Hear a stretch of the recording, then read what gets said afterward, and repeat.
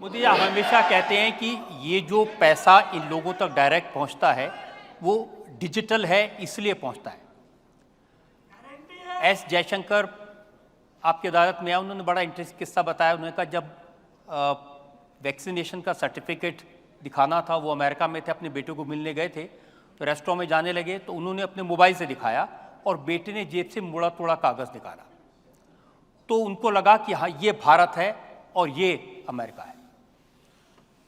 ये समाचार सुनकर के आनंद होता है, लेकिन पार्लियामेंट में, देश के सुप्रीम कोर्ट में जिनकी धाक चलती है, ऐसे व्यक्ति जो कभी देश के वित्त मंत्री रहे लंबे अरसे तक, वे पार्लियामेंट में इस युग में ये कहे कि देश में मोबाइल कौन जानता है, इंटरनेट कौन जानता है, ये फिनटेक का तो क्या लेना देना है।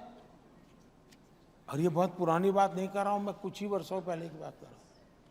और दूसरी तरफ मेरा देश डिजिटल इंडिया के दूसरी है, G20 समूह में मैंने देखा दुनिया का हर देश मुझे पूछता था कि इतना बड़ी रिवॉल्यूशन आई कैसे। और जब लोग आज भी विदेश से मेहमान आते हैं तो उनकी एम्बेसी उनको किसी रेडी पटरी वाले के यहाँ ले जाते हैं और दिखाते हैं कि देखो ये ऑनलाइन पैसे लेगा, बोले ऑनलाइन लेगा, लैंग्वेज नहीं जानता है तो भी। और इसलिए हमारे देश में डायरेक्ट बेनिफिट ट्रांसफर, कोविड के समय दुनिया के कई देशों ने, समृद्ध देशों ने अपने नागरिकों को पैसे देने की योजना बनाई है, लेकिन दे नहीं पाए, उनके पास मैकेनिज्म ही नहीं था। आज मैं जब किसान सम्मान निधि देता हूं ना, 2000 रुपये साल में 3 बार, मुझे 30 सेकंड लगता है 11 करोड़ के खाते में पैसा जमा हो, 30 सेकंड। हमने, मेरे लिए टेक्नोलॉजी, जैसे मैं भ्रष्टाचार के खिलाफ लड़ाई लड़ता हूं, तो एक तो ये जो एजेंसियां वो अपना काम करती है, लेकिन मैं भी टेक्नोलॉजी के माध्यम से ट्रांसपेरेंसी लाने का काम करता हूं। डायरेक्ट बेनिफिट ट्रांसफर हमने करीब 38 lakh crore direct benefit transfer किया है 10 साल में। राजीव गांधी कहते थे कि 1 रुपया दिल्ली से निकलता है तो 15 पैसा पहुंचता है। अब वो कौन सा पंजा ये 85 पैसे मार लेता था, क्योंकि उस समय तो पंचायत से लेकर पार्लियामेंट तक उन्हीं की सरकार थी। अब पंजे के हाथ में झाड़ू भी है, तो पहले पंजा 85 पैसे मारता था, 95 पैसे मारेगा, क्योंकि अब सफाई की सुविधा बढ़ गई उनकी। अब इसलिए आप देखिए, उस हिसाब से मैं देखूं तो 38 लाख करोड़ रुपीस अगर उस जमाने की पद्धति से चलता तो करीब करीब 28 लाख करोड़ रुपया किसी पंजे ने मार लिया होता।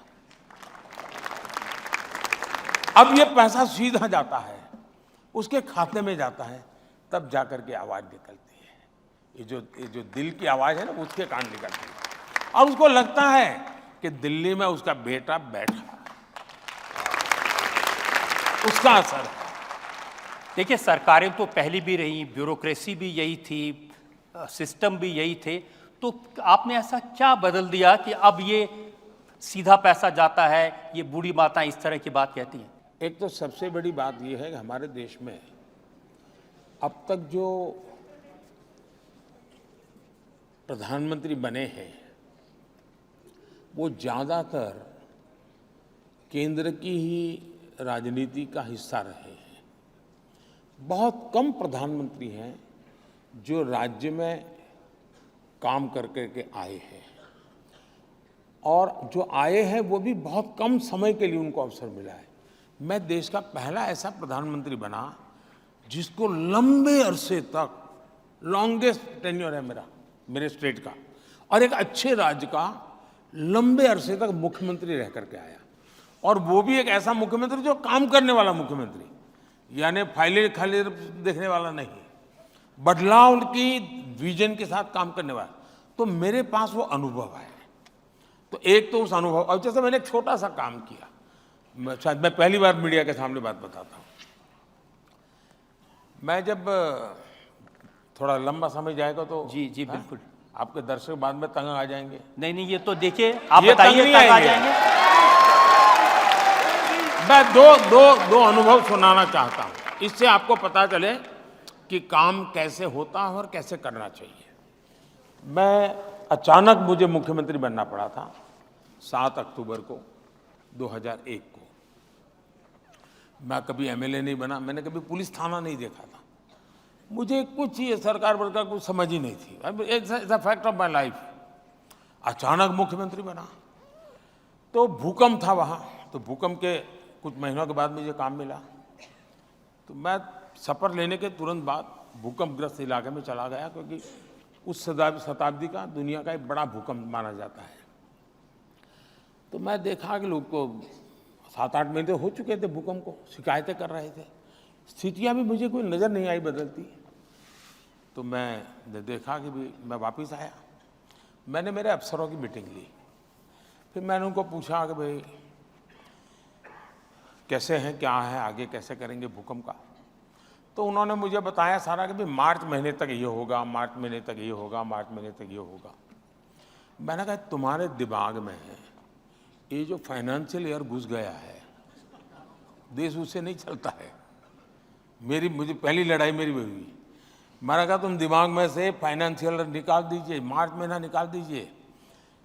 26 जनवरी जब 1 साल होगा, दुनिया भर का मीडिया कुछ कचबुझ में आएगा, उस दिन वो ये देखेगा, तब उसको ये तुम बॉल लेके मत खड़े रहना कि मार्च तक का हमारा योजना है। मुझे बताओ तुम दिसंबर एंड तक क्या करोगे, सारा प्रोग्राम प्रीपोन करो।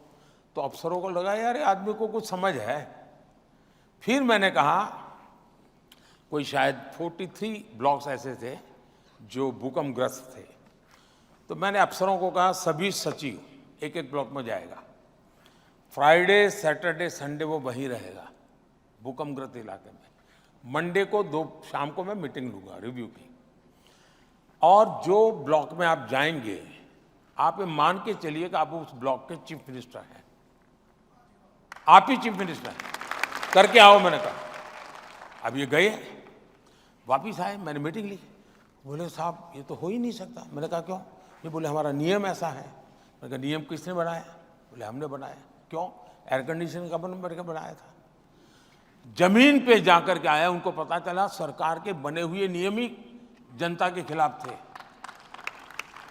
मैंने कहा ना आप ब्लॉक के सीएम हैं, मुझे बता के आप कैसा सीएम मेरा काम करता है बताओ। उन्होंने फिर सारे नियम बदले, रेगुलेशंस बदले, और उनको लगा कि प्रैक्टिकल होना पड़ेगा। और सचमुच में दिसंबर एंड तक इतना बढ़िया काम हो गया। और मैंने जनवरी में आकर के दिल्ली में प्रेस कॉन्फ्रेंस की थी। मैंने दिल्ली में दुनिया के सभी एम्बेसीज को बुलाया था, क्योंकि सभी देशों ने मदद की थी गुजरात को। और मैंने देखा कि 22 जनवरी से दुनिया भर का मीडिया वहां पहुंचा हुआ था। और आप मीडिया देख लेना, सिवाय तारीफ कुछ नहीं है उसमें, सिवाय तारीफ कुछ नहीं है। तो गवर्नेंस को कैसे, वही ब्यूरोक्रेसी, वही नियम, वही चल। फिर मैंने यहाँ आया तो क्या काम किया वो दूसरा बताता हूँ। मैंने सारे सचिवों की मीटिंग की। ये सब बड़े बड़े लोग हैं, मेरे जैसे तो सैकड़ों नेताओं को देख चुके हैं। कई लोग तो ऐसे जो 2-2, 4-4 प्रधानमंत्री देख चुके हैं। तो उनके लिए तो ये सब चना ममरा होता है, ये हकीकत है। तो मैंने मीटिंग की। मैंने कहा भाई ये काम करना है। आप लोग जब मसूरी से निकले होंगे, पहली पोस्टिंग जो आपकी हुई होगी आईएएस का, घर में बड़ी आईएएस बन गया वगैरह, मगर पहली जहां नौकरी की थी, जो छोटा सा एरिया रहा होगा जहां आपको भेजा गया होगा, मैंने कहा कि आप वहां वापस जाइए, उसी गांव में जाइए, हो सके तो पूरे परिवार को लेके जाइए। और उस समय कहाँ रहते थे, दफ्तर कैसा था, उस समय गांव कैसा था, ये सारा अपने परिवार को दिखाइए, खर्चा सरकार करेगी। और आकर के मुझे बताइए कि आप वहां से यहां पहुंच गए, जिस गांव को आप छोड़ के आए था वो कहां है। मुझे कोई क्लास नहीं लेना पड़ा, सबने आकर के कहा कि साहब हमारी आंखें खुल गई। हम 30 साल पहले जहां गए थे वहाँ तो वैसा का वैसा हालत है। हमारी ज़िंदगी तो बदल गई, हमारे बच्चे तो दुनिया में पहुँच गए, वो वही है। मैंने कहा किसने बनाई नीतियाँ? तो मैं उनको रियलाइज करवाता हूँ, मैं उनको मोटिवेट करता हूँ। इसलिए सरकार वही, दफ्तर वही, फाइल वही, कानून वही, नियम वही, लेकिन अगर थोड़ा तरीका बदल दें तो स्थितियां बदली जा सकती है, और वो मैं बदल रहा हूं।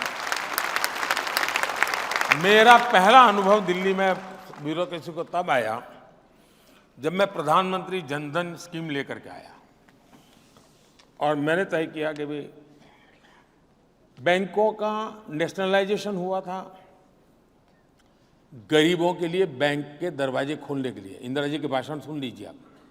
और सारी बैंकों को उन्होंने रातों रात जब्त कर लिया था। मैंने यहाँ देखा कि 50% इस देश के लोग ऐसे हैं कि जिन्होंने बैंक का दरवाजा ही देखा नहीं है। अब वो कौन है? SC, ST, OBC वही समाज है। मैंने कहा हर एक का मुझे बैंक अकाउंट खोलना है। तो सब बैंक वालों ने कहा साहब कुछ तो उन्होंने पूंजी डाली। मैंने कहा उनके पास एक पैसा नहीं है, बिना पूंजी डालना है। तो फिर बोले क्या स्टेशनरी का खर्चा होगा? मैंने कहा स्टेशनरी का खर्चा हम सरकारी बजट से देंगे, लेकिन मुझे खाते खोलने। लेकिन बोले साहब हम घोषणा कर देते हैं जो भी आएगा। जो आएगा नहीं, ढूंढना है किसका खाता नहीं खुला, उसके घर जाना है, ढूंढ के लाओ। खैर मैंने सब बताया। हमारे अरुण जेटली जी फाइनेंस मिनिस्टर थे, अब वो यहीं से पले बड़े थे, आप ही के बीच में, तो उनकी दुनिया तो अलग ही थी। तो उन्होंने कहा मोदी जी सब नीचे तक। मैंने कहा ऐसे नहीं भाई, मैं हर हफ्ते पूछ मीटिंग लूँगा, और मैंने कहा आपको भी बैठना होगा। तो करीब 30-40 अफसरों को हर हफ्ते मैं बुलाता था, बताओ भाई आज कितने अकाउंट खुले, कौन सी बैंक का कितना पा। अरे बोले साहब प्राइम मिनिस्टर ही कैसे करता है? मैं कहा ये प्राइम मिनिस्टर ऐसा ही है। और पहली बार भारत सरकार के अधिकारियों को पता चला कि काम करने वाली सरकार का मतलब ये होता है। और फिर मैंने बैंक के लोगों से बातें की। मैं एक एक ब्रांच को फोन करता था जी कि भाई बताओ तुम्हारे यहाँ काम क्यों ढीला है। कोई अच्छा करता तो उसको फोन करता, यार तुमने बड़ी मेहनत की, तुम्हारे इलाके के तो सारे बैंक अकाउंट खुल गए, कैसे किया? तो मैं करीब 3 महीने उसमें लगा रहा, और आज मुझे गर्व है कि मेरे देश के हर गरीब का बैंक में अकाउंट है जी। और उसके कारण ये डायरेक्ट बेनिफिट ट्रांसफर हुआ है जी। अगर वो न होता, अच्छा जब मैं पहले खाते खुलवाता था लोगों को लगता था यार मोदी जी के दिमाग में किसी ने भर दिया है। उनको मालूम नहीं है कि मोदी की डिजाइन बहुत लंबी होती है। उस समय सिर्फ खाते खोलता था, मैं आज उसकी जिंदगी बदल रहा हूं उसके माध्यम से। और आज लाखों करोड़ रुपया बैंकों के उनके नाम पे जमा है जी, जो कभी बेचारे घर में अनाज के अंदर छुपा करके रखते थे पैसे, और कभी पति की आदत, ये दिल्ली जैसी सरकार हो, किसी को शराब पिलाने की आदत डाल दी हो तो वहां से वो पैसे भी मार लेता था। तो मैंने कईयों की जिंदगी बचाई है जी। उन्होंने तो अच्छा किया था, एक के साथ एक बोतल फ्री। इसका कारण है कि उनको हर बोतल पे पैसा कमीशन मिलता है। भ्रष्टाचार उनका बोतल पे है, और इसलिए वो फ्री देने में कमीशन उनका तो पक्का है। वो ये कहते हैं कि बाकी जगह तो नोटों की गड्डियां मिलती हैं, मेरे यहाँ एक चवन्नी भी नहीं मिली। ऐसा है कि वो अफसर रहे हुए, इसको मालूम है कि सरकार किस प्रकार से करती है, उन चीजों की वो तो घेराबंदी कर ही लेंगे। जो अनुभवी चोर रहता है ना, उसको बड़ी सुविधा रहती है कि जो सरकार में रहा हुआ अफसर होगा उसको मालूम होगा ईडी ऐसे जाएगी, सीबीआई ऐसे जाएगी, पर इतनी चीजों को चौक चौकन कर लीजिए फिर प्रॉब्लम नहीं होगा। ये सोच के रखता है जी। जैसे आप लोग हैं इतने सालों, कोई भी पॉलिटिकल लीडर आएगा तो आप आराम से तय कर सकते हैं कि ऐसा करेंगे।